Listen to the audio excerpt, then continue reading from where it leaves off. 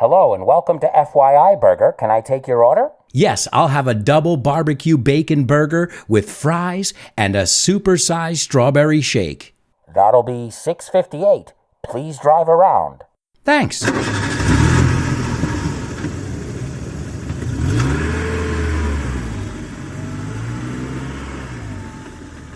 These eateries are often called greasy, downright unhealthy. On the other hand, they're quick, convenient, family-friendly, and full of mostly flavorful food. We'll find out about this fascination we've always had with fast food on this week's episode of FYI. Welcome to For Your Info. En inglés. You got it.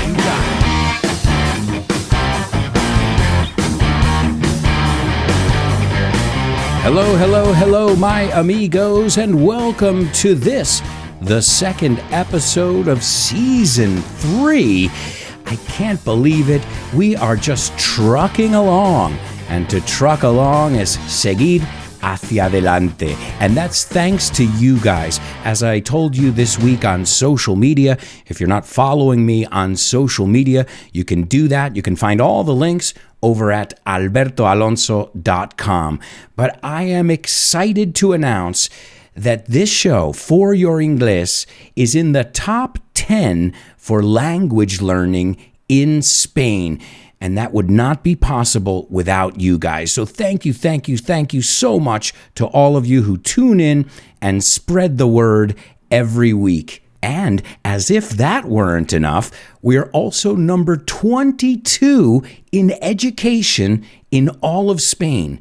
Yeah, when I say education, I mean science shows, math shows, biology, but there is FYI, For Your Inglés, in the top 25. And again, thanks to you guys.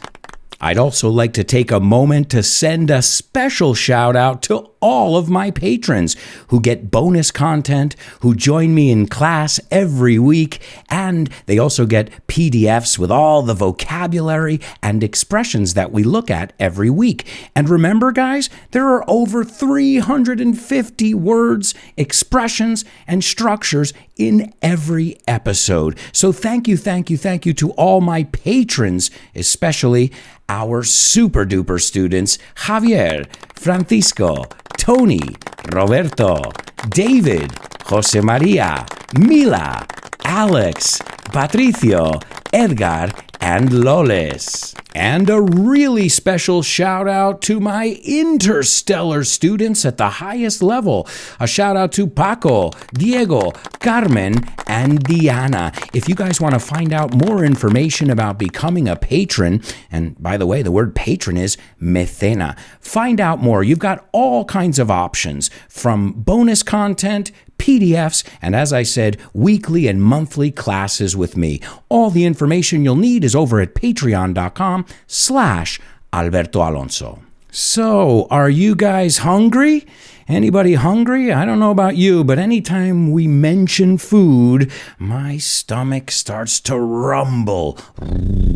It makes that sound that a stomach makes. And I'll say this at the beginning, I'm not a huge fan of fast food, but let's be honest, it's a phenomenon that we have to explore. So in the intro, I said, welcome to FYI Burger. This is me going through the drive-thru. You call it autoservicio, we call it the drive-thru.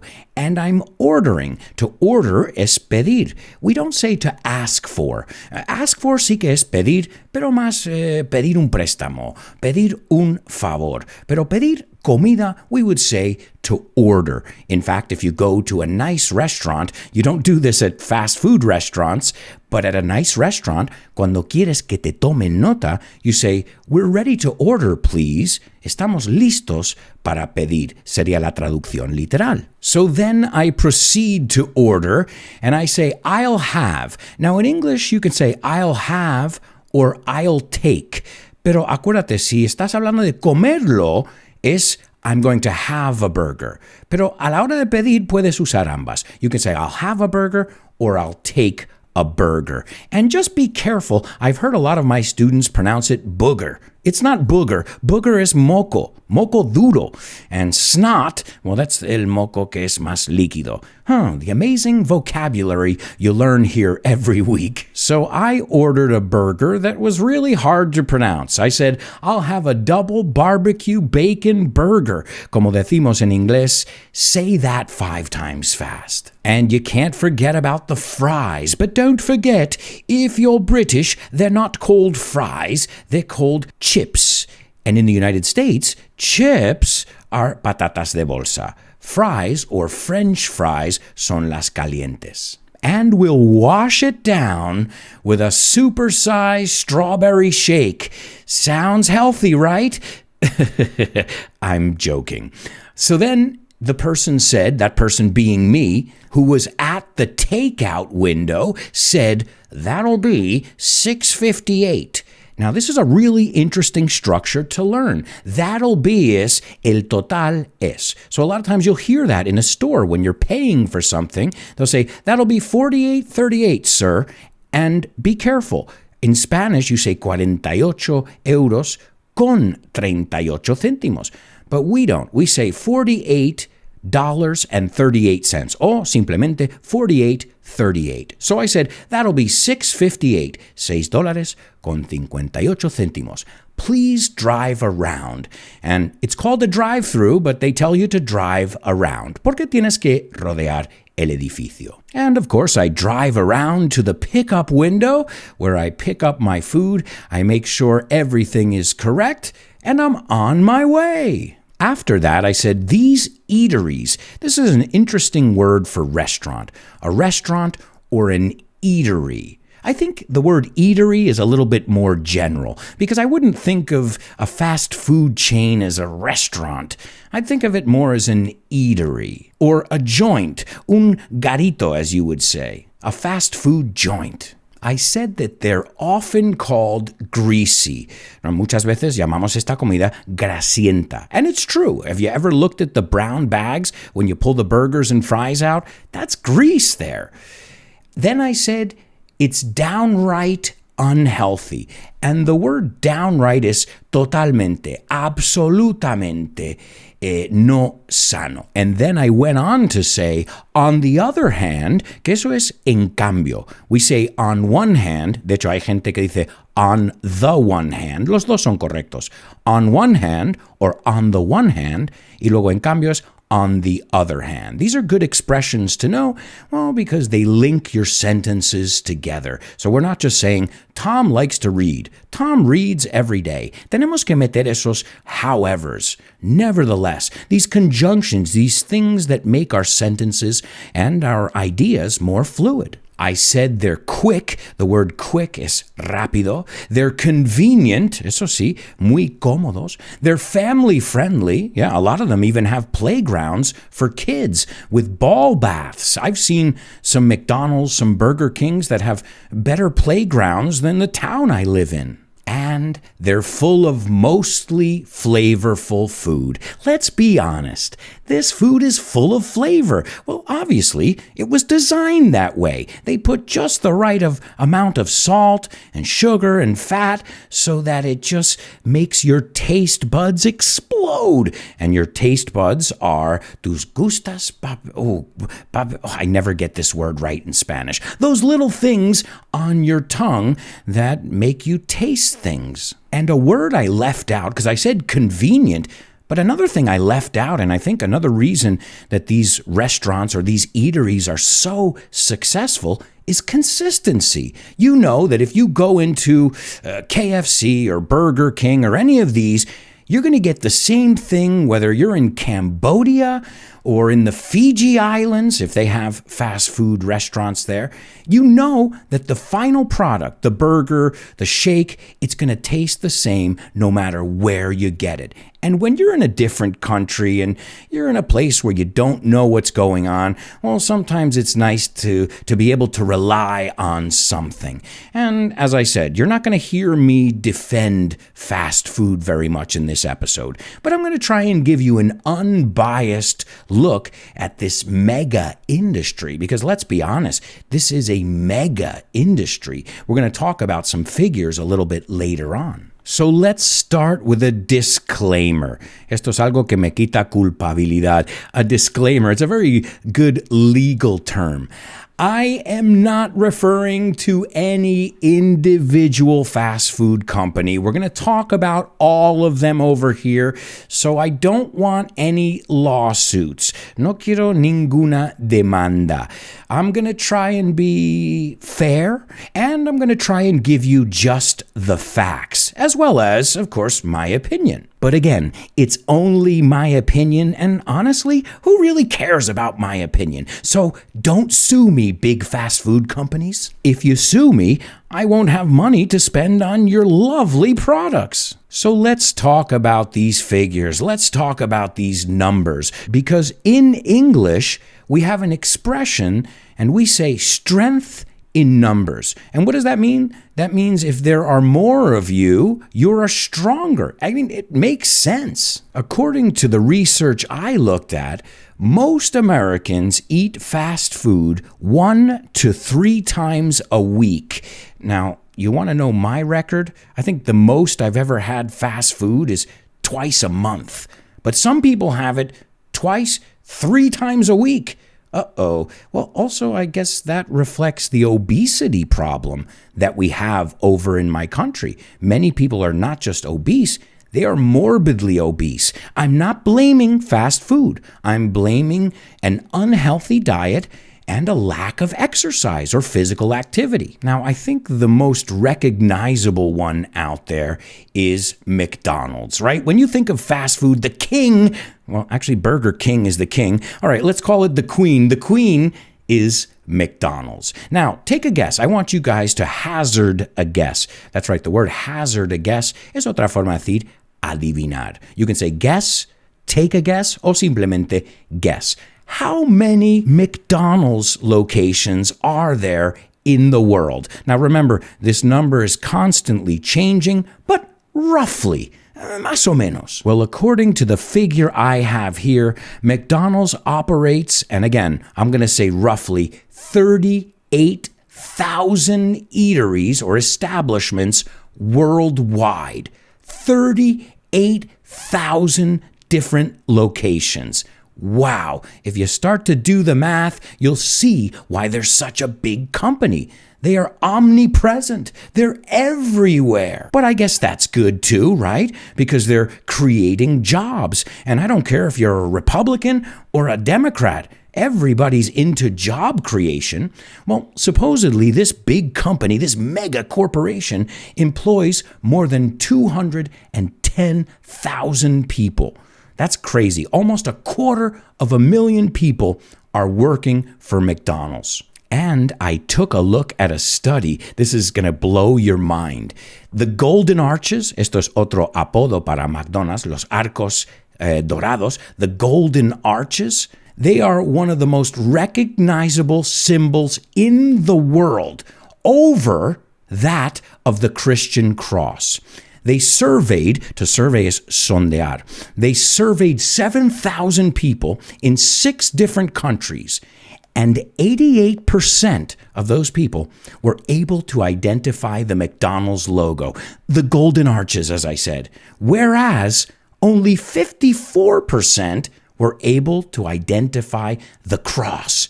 Oh my God. Talk about really getting into the hearts and minds of people. And that's another thing we should say. These guys, I mean, yeah, their business is food, but I think another thing that they're really good at is marketing. So McDonald's, ves como nosotros lo pronunciamos, we don't say McDonald's, we say McDonald's, or Mickey D's, también lo llamamos, Mickey D's. Well, believe it or not, Mickey D's is not number one. Well, it's not the largest brand out there. It's number one in the United States as far as sales, but there is a larger conglomerate out there. And that conglomerate is called Yum Brands. And Yum Brands, you might not recognize the parent company, but you might recognize the companies that they own. Maybe Taco Bell rings a bell. Eso no lo hice aposta. KFC, Pizza Hut, yeah, they're all owned by Yum Brands. Another big conglomerate in the fast food industry is a company called Restaurant Brands International. And they own Burger King, Tim Hortons, and Popeyes, which Popeyes is a chicken place as well. So these guys, what they're doing, I guess, is diversifying. They're purchasing, they're acquiring other companies, where it seems like McDonald's is just focused on their thing. Hey, they're different business strategies. So let's take a look at the history now. When did all this start? This fascination with fast food. When everybody, even if you don't like it, you're fascinated by their advertising, by their commercials on TV, because as I said, they're really good at it. They hire the greatest agencies in the world, and then they go to work. Well, the first fast food restaurant or eatery was not McDonald's. It wasn't Burger King. It wasn't KFC. It was White Castle. Now, I've never seen a White Castle in Spain. I don't know if you have them, but in the United States, this is a huge chain. And it's, as I said, one of the ones that's been there since back in the day. It opened on September 13th, 1921. And, okay, it's not as popular as McDonald's or Burger King globally, but if you go to the United States, you've got to try White Castle. I mean, there's even a movie, Harold and Kumar Go to White Castle, so it's a part of our pop culture there. Again, I'm not promoting fast food, but if you're going to try it, you're going to go to the United States, you might as well try all the different options. That also means you should get a hotel with a gym, and that way you can burn off all those extra calories. Now, next up on our list was KFC. That's right, KFC, which opened in 1930. Then, in third place, we've got McDonald's, and they opened up in 1940 by the McDonald's brothers. It was opened up, but it didn't get really successful until a man named Ray Kroc came on board. And if you want to hear about an interesting businessman, an interesting marketer, Ray Kroc was a genius. Some would even say he was an evil genius because he bought the company from the McDonald's brothers for peanuts, muy poco dinero. And it's because he saw potential in what they were doing. Next up, we've got In-N-Out Burger. They came about in 1948. This one is really big on the West Coast of the United States. And this is interesting. You'll see it by regions. So Tim Hortons, for example, you don't see them in every region of the United States. Okay, McDonald's is ubiquitous. It's everywhere. But Sonic, there's another one that's more on the West Coast. So it seems like in the early 50s, the West Coast started developing their own fast food restaurants, even though McDonald's, the first McDonald's at least, was in California. So maybe it's safe to say that the birthplace of fast food in general was California. And it's kind of ironic because California is a state where people tend to be health conscious. To be health conscious is se cuidan. They take care of themselves. Then in 1954, Burger King joined the team. After that, you got Pizza Hut, which was in 1958. And that's funny because Pizza Hut, if you know their logo, a hut es un chiringuito. And they used to have these red roofs.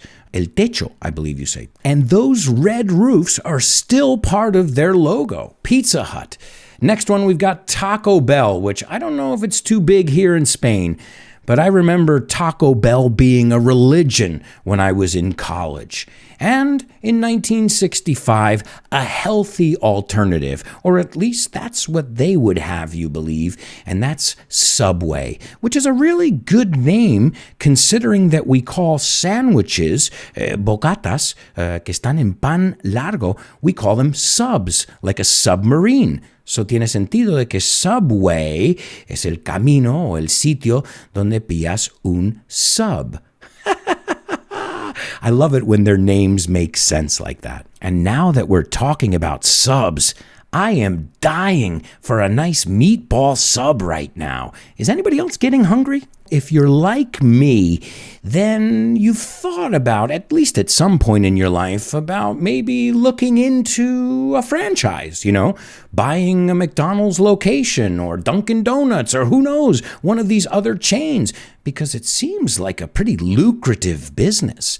I would go as far as saying it's a gold mine. Una mina de oro, decimos nosotros. Every time I go to a McDonald's, it's full of people. The delivery guys are there, filling up their delivery bags. They are busy all the time, or at least it seems that way. I looked into it because I talked about it for many years, and I guess it is a good way to make money. But like every investment, decimos en inglés, you need to spend money to make money. So if you want to own a McDonald's franchise, guess what? You're going to need some cash. That's right. It's been estimated that a McDonald's franchise will cost you anywhere from $1 million to $2.2 million. That's construction, equipment expenses, startup costs. So we're talking about an initial investment of almost $2 million. Now, is it worth it? Well, they estimate that the franchise's gross profits, and obviously this is an average, un promedio, is about $1.8 million per restaurant in the United States. That's not bad.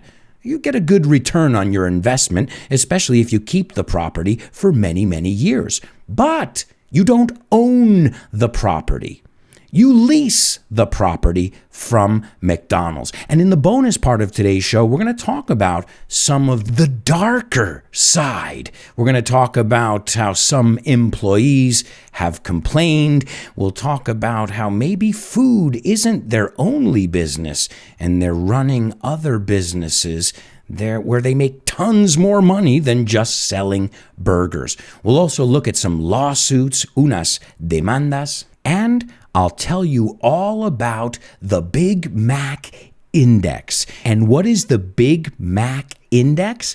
Well, it's a financial term that I'll tell you all about in the bonus part of today's show. Remember, if you want access to the bonus part, think about becoming a patron. I can give you a free sample if you just want to check it out. Now, we're not done with the franchise yet. It's not that simple. It's not like here's $2 million.